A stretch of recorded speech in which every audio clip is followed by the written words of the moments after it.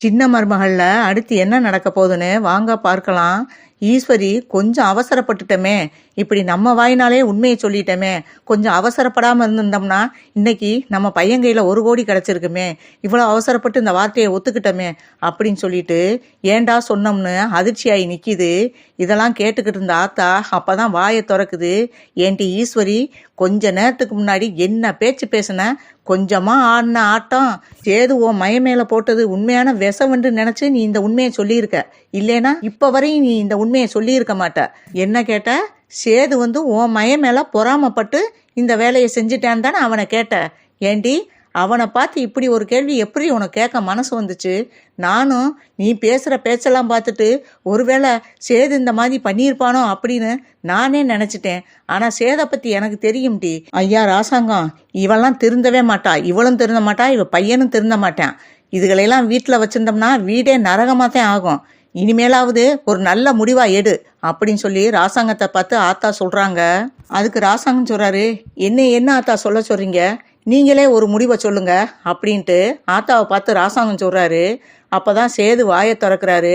அப்பா, இந்த கல்யாணத்தை நிறுத்தவோ போஸுக்கு நீங்க 1 கோடி கொடுக்கறதுனால அதை நான் கொடுக்க வேணாம் தடுக்கிறதுக்காகலாம் நான் இங்க வரல.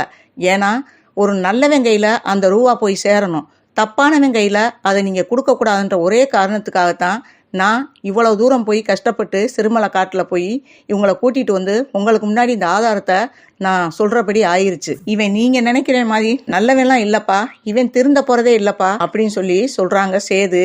நீ சொல்றது உண்மைதாப்பா, இவன் திருந்திட்டான் நினைச்சதாப்பா இவனை வீட்டுக்குள்ள விட்டேன். ஆனா இவனும் திருந்த மாட்டான். இந்தா இவனை பெத்த ஆத்தாக்காரி இருக்காளே, இவளும் திருந்த மாட்டா. என்ன பேச்சு பேசுனா கொஞ்ச நேரத்துக்கு முன்னாடி, இனிமே நீயும் ஆத்தாவும் என்ன முடிவு எடுக்கிறீங்களோ அதுபடி முடிவெடுங்க அப்படிங்கிறாரு. மாமா, என்ன மாமா இப்படி சொல்லிட்டீங்க? மருந்து கண்டுபிடிச்சது தமிழ்ச்செல்வி தான், அதுக்காக நீங்க அந்த 1 கோடியை கொடுக்காம விட்டுருங்க. நான் வேணாம் சொல்லல, ஆனா கல்யாணத்தை நீங்க பார்த்து தான் இந்த பொண்ணை பேசி முடிச்சிங்க, அதனால கல்யாணத்தை மட்டும் எப்படியாவது நடத்தி வைங்க மாமா அப்படின்னு சொல்லுது ஈஸ்வரி. எப்படி ஈஸ்வரி இப்படி மனசாட்சி இல்லாம பேசுற அப்படின்னு ராசாங்கம் கேட்கிறாரு. அப்பதான் காவியா வாயை திறக்கிறாங்க. ஒரு நிமிஷம் அங்கிள், நான் இதுக்கு பதில் சொல்லிக்கிறேன் அப்படின்னு சொல்லிட்டு சொல்றாங்க.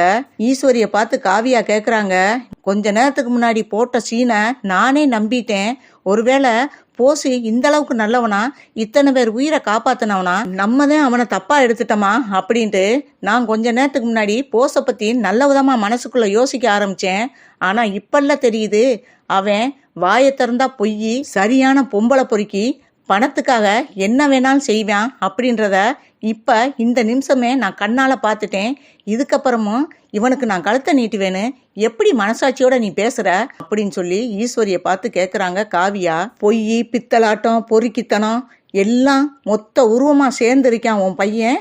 இவனுக்கு போய் எப்படியாவது இந்த கல்யாணத்தை முடிச்சு வைங்க மாமான்னு அவர்கிட்ட போய் கெஞ்சுறீங்களே, எப்படி மனசாட்சியோட நீ பேசுற அப்படின்னு சொல்லிட்டு வா போன்னு வார்த்தையில விடுறாங்க காவியா. எம்எல்ஏவை பார்த்து கேட்குறாங்க காவியா, என்னப்பா பார்த்துக்கிட்டு வேடிக்கை பார்த்துக்கிட்டு பேசாமல் இருக்கீங்க, ஏதாவது பேசுங்கப்பா, நானே பேசிக்கிட்டு இருக்கேன், நீங்கள் அமைதியாக இருந்துக்கிட்டு இருக்கீங்க, இந்த பொம்பளையும் அவனையும் உண்டுலேன்னு பண்ணணும்ப்பா அப்படின்னு சொல்லிட்டு கோபமாக பேசிக்கிட்டு இருக்காங்க. அப்போ தான் அமைச்சரை பார்த்து எம்எல்ஏ கேட்குறாரு, என்ன அமைச்சரே, என்ன பதில் சொல்ல போகிறீங்க அப்படின்னு சொல்லவும், உங்கள் பொண்ணு என்ன முடிவெடுத்தாலும் அதுக்கு நான் சரின்னு தான் சொல்லுவேன் அப்படிங்கிறாரு. இந்த கல்யாணம் எனக்கு வேணவே வேணாம், வாங்கப்பா அப்படின்னு சொல்லிட்டு மாலையை கழட்டி அவன் மூஞ்சிலே விட்டெறிஞ்சிட்டு வெளியேறாங்க காவியா. அப்பதான் ஆத்தா சொல்றாங்க, இங்க பாருடி, இனி நீயும் உன் மகனும் இந்த வீட்டுல இருந்தீங்கன்னா இந்த வீடே நரகமாயிரும். இனிமே இந்த வீட்டுல நீங்க இருக்கவே கூடாது. உங்களுக்குன்னு இந்த வெளியில ஒரு கார் செட்டு கிடக்கு, அதுல போய் தங்குங்க. ஏன்னா உங்க 2 பேர்த்தையும் இவ்வளவு சுகவாசியா வச்சிருந்தா இன்னும் எத்தனை பேர் குடிய கெடுப்பீங்கன்னு தெரியாது. இவளையும் இவன் மகனையும் வீட்டுல வச்சிருந்தோம்னா இங்க யாரும் நிம்மதியா இருக்க முடியாதுமா, எல்லார் குடியையும் கெடுத்துருவாங்க. நீங்க எடுத்த முடியுதாமா, சரி இப்பயே வீட்டை விட்டு வெளியே அனுப்புங்கம்மா அப்படின்னு சொல்லவும், என்னங்க நீங்களுமா அப்படி அப்படின்னு சொல்லி சொல்றாங்க. அடியே, இவ்வளவு நேரம் என் அண்ணனுக்காகவும் என் அண்ணன் பிள்ளைகளுக்காகவும் தான் நான் வாயை திறக்காம இருந்தேன், மரியாதையா உன் மகனை கூட்டிக்கிட்டு வீட்டை விட்டு வெளியே போ அப்படின்னு சொல்லி சன்னாச்சியும் கோவப்பட, அங்கனக்குள்ளே ஈஸ்வரி போஸை போட்டு அடின்னு அடிக்கிறாப்புல, எல்லாம் ஒன்னால வந்ததுதான்டா, உனக்கு ஒரு நல்ல வாழ்க்கை கிடைக்கல, இப்படி உன் தலையில நீயே மண்ணள்ளி போட்டுக்கிட்டேடா பாவி பாவி அப்படின்னு சொல்லிட்டு சப்புன்னு போட்டு அடிக்கிறாங்க. இங்க பாருடி, இந்த நாடகம்லாம் ஆடுறதெல்லாம் போதும், ஒழுங்கா வீட்டை விட்டு வெளியே போ அப்படின்னு சொல்லிட்டு ஆத்தா சத்தம் போடுறாங்க. எங்கே உன் மகனை அடிக்கிற மாதிரி அடிச்சா நாங்களாம் மனசு மாதிரி உன்னையும் உன் மகனையும் இந்த வீட்டில் இருக்க வச்சிரும் நினைக்கிறியா? அது இந்த ஜென்மத்தில் நடக்காது. ஒழுங்கா வீட்டை விட்டு வெளியே போயிரு அப்படின்னு சொல்லி ஆத்தா கோபமா பேச, சாவுத்திரியும் தாமரையும் நினைக்குதுக ஒரு வழியா கல்யாணம்னு நின்று போச்சு. 1 கோடி ரூபாயும் அவன் கைக்கு போய் சேரல. அந்த வகையில ரொம்ப சந்தோஷம். 2வது இப்ப வீட்டை விட்டே வெளியே அனுப்புறாங்க. இது ரெட்டிப்பு சந்தோஷம் அப்படின்ட்டு அதுக்கு ரொம்ப சந்தோஷப்பட்டுக்கிட்டு இருக்குங்க. அப்பதான் ராசாங்கம் சொல்றாரு, தமிழ்ச்செல்வியை கூட்டிட்டு வாயா அப்படின்னு சொல்லிட்டு சேதை பார்த்து சொல்றாரு.